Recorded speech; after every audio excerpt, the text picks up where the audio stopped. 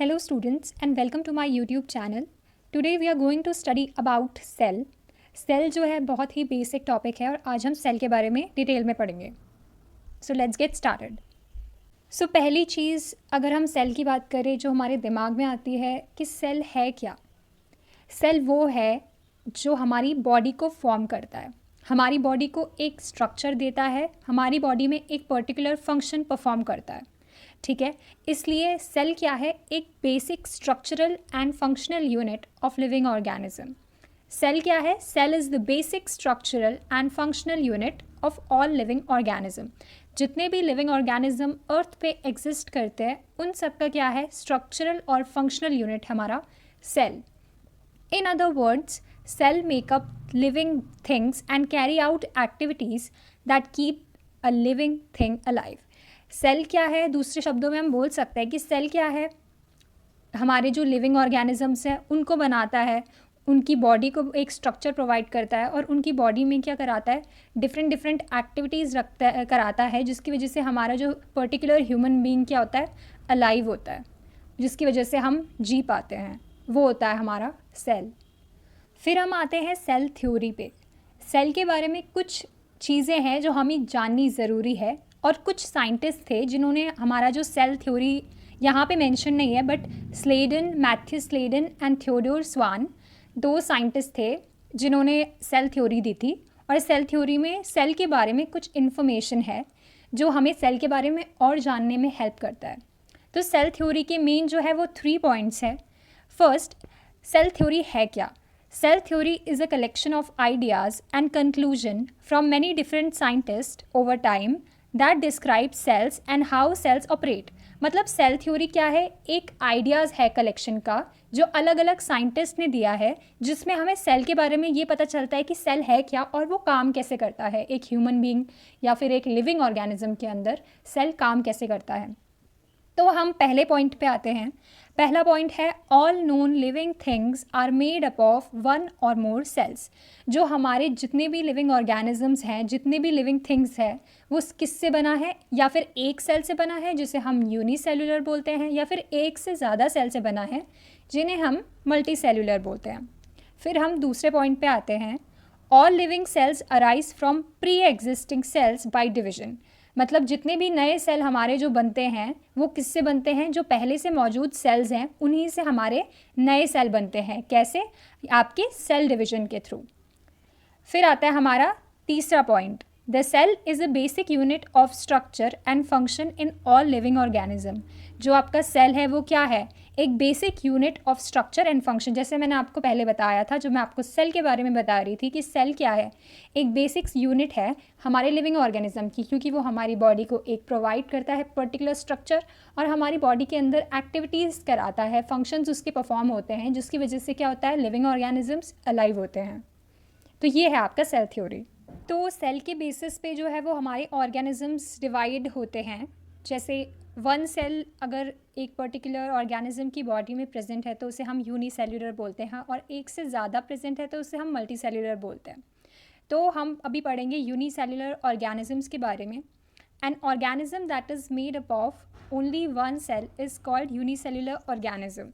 जो ऑर्गेनिज्म हमारा सिर्फ एक सेल से बना होता है उसे हम यूनिसेल्युलर ऑर्गेनिज्म बोलते हैं. यूनी यानी कि वन, सेल्युलर यानी कि cell, made up of cell organism. इसके एग्जाम्पल्स यहाँ पे दिए गए हैं, जैसे आपके यूग्लिना, पैरामीशियम, यीस्ट, ये सब जो आपके होते हैं वो क्या होता है? आपकी यूनिसेल्युलर ऑर्गेनिज्म. फिर दूसरा आता है आपका मल्टी सेल्युलर ऑर्गेनिज्म, जिसमें एक से ज़्यादा सेल हो, वो हो गया आपका multi cellular organism. An organism that is made up of more than one cell is called as multicellular organism. जैसे कि हम लोग हो गए human beings, plants, animals, fungus, ये सब क्या होता है? आपके मल्टी सेलुलर ऑर्गेनिज्म. अब हम बात करते हैं सेल के साइज़ की. तो सेल का जो साइज़ होता है वो हर अलग अलग होता है हर ऑर्गेनिज्म के अंदर. ठीक है, तो सेल वेराई इन साइज़, मतलब बहुत वेराइटीज़ है सेल की. Most cells are very small. ज़्यादातर सेल जो होते हैं वो बहुत छोटे हैं, मतलब हम उन्हें नेकेड आइज से नहीं देख सकते, उसके लिए हमें माइक्रोस्कोप की ज़रूरत पड़ती है उन्हें देखने के लिए. सम मे बी वेरी लार्ज. कुछ सेल्स जो होते हैं वो बहुत बड़े होते हैं, उन्हें हम मैक्रोस्कोपिक बोलते हैं. The unit use to measure size of a cell is micrometre. The unit जिससे हम मेजर करते हैं सेल के साइज़ को वो हम करते हैं माइक्रोमीटर में. ठीक है, तो 1 micrometre is equals to 1/1000 millimetre.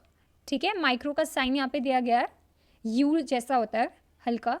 ठीक है, तो ये इसकी यूनिट होती है सेल के साइज़ को मेजर करने की.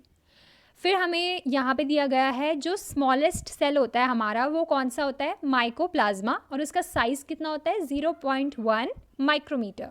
जो लार्जेस्ट सेल होता है वो होता है आपका ऑस्ट्रिच के जो एग होता है वो बहुत बड़ा होता है साइज़ में, तो वो होता है लार्जेस्ट सेल जिसका साइज़ होता है आपका 18 सेंटीमीटर. अब जो सेल का साइज़ है वो ह्यूमन में भी अलग अलग फॉर्म में अलग अलग साइज़ होता है. तो जो हमारे ह्यूमन में जो स्मॉलेस्ट सेल है वो कौन सा सेल होता है आपका, जो स्पर्म सेल होता है, और उसका साइज़ होता है 5 माइक्रोमीटर. जो लार्जेस्ट सेल होता है वो होता है आपका ओवम सेल जिसका साइज़ होता है 120 माइक्रोमीटर. और जो लॉन्गेस्ट सेल होता है वो कौन सा होता है आपका, नर्व सेल, जिसका साइज़ होता है आपका 1 मीटर. तो ये सब आपको याद रखना है and it's not too difficult to remember, so you can learn it. Also you have to keep this in mind because ये एग्ज़ाम में मोस्टली पूछा जा सकता है इन MCQ. अब हम बात करते हैं सेल की शेप की, शेप ऑफ सेल, जो भी अलग अलग टाइप के होते हैं. ठीक है, सेल वेराई इन शेप, मतलब सेल के शेप में भी काफ़ी वेराइटीज़ होती हैं. Variation depend mainly upon the function of cell. और जो सेल का शेप है वो किस पे डिपेंड करता है, सेल के पर्टिकुलर फंक्शन पे, कि सेल कैसे टाइप का फंक्शन परफॉर्म कर रहा है. ठीक है, some cells like euglena and amoeba can change their shape but most cells have a fix shape. जैसे कुछ सेल होता है आपकी, जैसे यूग्लिना हो गया, अमीबा हो गया, ये अपने सेल को क्या कर सकते हैं, शेप, जो अपनी बॉडी है, क्योंकि ये यूनिसेल्युलर होते हैं तो इनके पास एक ही सेल होता है, तो इनकी बॉडी जो है वो एक सेल के बराबर ही होती है. तो ये क्या कर सकते हैं, अपने शेप चेंज कर सकते हैं सिचुएशन के अकॉर्डिंग. लेकिन मोस्टली जो से ह्यूमन बॉडी के सेल्स हैं इनकी जो शेप होते हैं वो चेंज नहीं होते, फिक्स्ड ही रहते हैं. ठीक है, जैसे देखते हैं आप, human RBCs are circular biconcave for easy passage through human capillaries. अब जो ह्यूमन के RBCs होते हैं वो कैसे होते हैं, सर्कुलर होते हैं और बाई कॉन्केव होते हैं. अंदर के लिए बीच में से ऐसे होल टाइप का होता है उनके. ठीक है, मतलब झुके हुए होते हैं अंदर के लिए, जैसे पिचके हुए होते हैं. क्यों होता है, ताकि वो ह्यूमन की कैपिलरीज के थ्रू क्या हो जाए, ईजीली पास हो जाए, क्योंकि ह्यूमन की कैपिलरीज बहुत छोटी छोटी होती हैं तो उनके लिए ईजी हो जाए पैसेज के लिए. ठीक है, तो वो कैसे होता है, सर्कुलर बाई कॉन्केव. फिर आते हैं आपके nerve cells are branch to conduct impulses from one point to another point. जो नर्व सेल होती है आपकी, लॉन्गेस्ट सेल होती है जो नर्व सेल, वो क्या करती है, उसके बहुत सारे ब्रांचेस होते हैं. ये उसको ईजी फंक्शन करती है काई के लिए, इम्पल्स कंडक्ट कराने के लिए एक पार्ट से दूसरे पार्ट तक. ठीक है, फिर आता है human WBCs, white blood cells जो होते हैं वो अपने क्या कर सकते हैं, चेंज कर सकते हैं अपना shape. They can change their shape to engulf the microorganism that enter the body. अब WBC का काम क्या होता है, वो क्या करते हैं, जो भी आपके माइक्रो ऑर्गेनिज्म आपकी बॉडी में आता है वो क्या करते हैं, उन्हें इनगल्फ कर लेते हैं. ठीक है, तो उससे क्या कर सकते हैं, वो अपना शेप चेंज कर सकते हैं. So that's all about the basics of the cell. Thank you for watching my video, and if you like my video and want me to make more content, so please like, subscribe and share.